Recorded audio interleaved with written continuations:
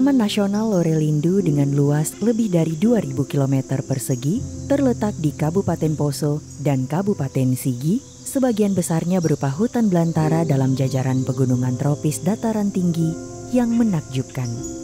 Hal ini menjadikan Lorelindu sebagai salah satu lanskap terbesar dan terunik dari ekosistem flora dan fauna khas Sulawesi. Berada di kawasan Wallacea yang mempesona, Lorelindu sebagai zona inti cagar biosfer Lorelindu menjadi rumah dari keanekaragaman hayati endemik Sulawesi yang merupakan paduan zona Asia dan Australia. Di Pulau Sulawesi, tidak kurang dari 5.000 jenis tumbuhan hidup di sini. Sementara faunanya, seperti mamalia, terdapat 127 jenis yang 60% diantaranya endemik Sulawesi, seperti anoa, babi rusa, kuskus, dan tarsius. Taman Nasional Lorelindu berada dalam kawasan Wallacea, memiliki keanekaragaman jenis yang tinggi dengan tingkat endemisitas yang tinggi sebagai laboratorium alam yang penting untuk pembangunan berkelanjutan.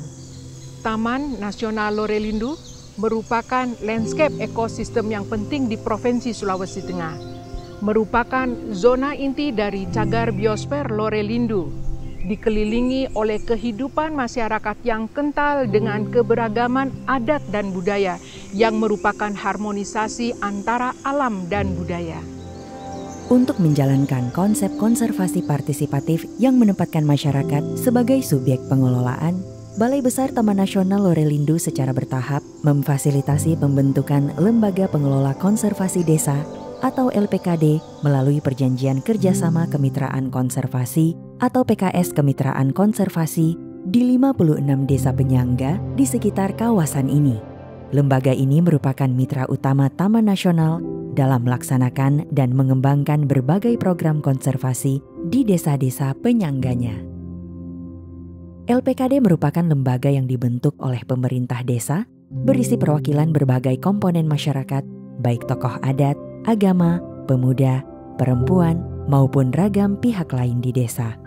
Bersama LPKD inilah, warga desa akan menyusun dan melaksanakan kesepakatan konservasi masyarakat melalui Perjanjian Kerjasama Kemitraan Konservasi dengan Balai Besar Taman Nasional Lorelindu.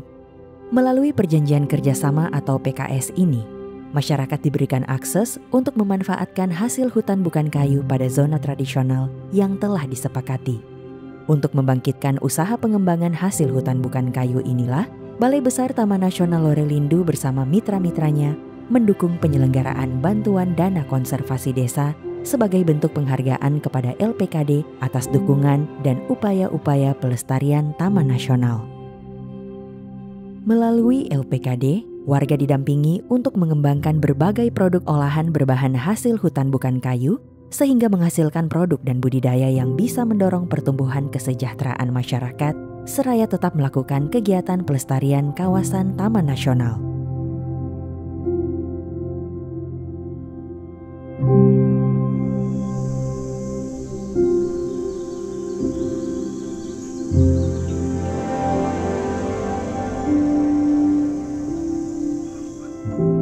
LPKD itu adalah salah satu wadah yang bisa menjaga hutan, bisa menjaga nilai keadatan masyarakat. Bahwa tugas kami adalah melakukan aktivitas-aktivitas mulai dari pembibitan, kemudian penanaman, sehingga kita mewariskan hutan ini, kita tetap lestari, tidak mewariskan kepada anak cucu kita itu hutan menjadi hutan yang sangat tandus dan kritis.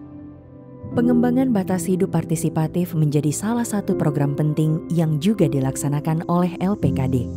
LPKD bersama Balai Besar Taman Nasional dan warga menanam pohon di sekitar jalur batas Taman Nasional yang bersebelahan dengan area kelola masyarakat. Tanaman dipilih berupa jenis pohon kayu dan jenis MPTS yang hasil non-kayunya dapat dimanfaatkan di masa mendatang oleh masyarakat sekitar kawasan.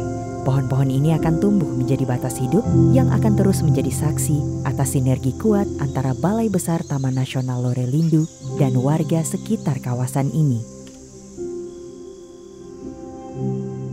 Selama masa Proyek Forest Program 3, banyak dukungan yang telah diberikan terhadap pengelolaan Taman Nasional Lorelindu yang meliputi kegiatan perlindungan, kegiatan pengawetan, kegiatan pemanfaatan, serta pemberdayaan pada masyarakat. Secara berkala, Balai Besar Taman Nasional Lorelindu juga melakukan monitoring kawasan bersama masyarakat dalam bentuk Joint Smart Patrolling atau JSP. Petugas Taman Nasional bersama masyarakat Mitra Polhut ataupun pihak lain di tingkat desa akan menjelajahi, memantau, dan mencatat segala temuan dalam proses JSP ini yang akan digunakan sebagai bahan informasi dalam pengambilan keputusan pengelolaan Taman Nasional. Hari ini kita sudah sampai di grid yang telah ditentukan. Kita akan melakukan pengambilan data lapangan.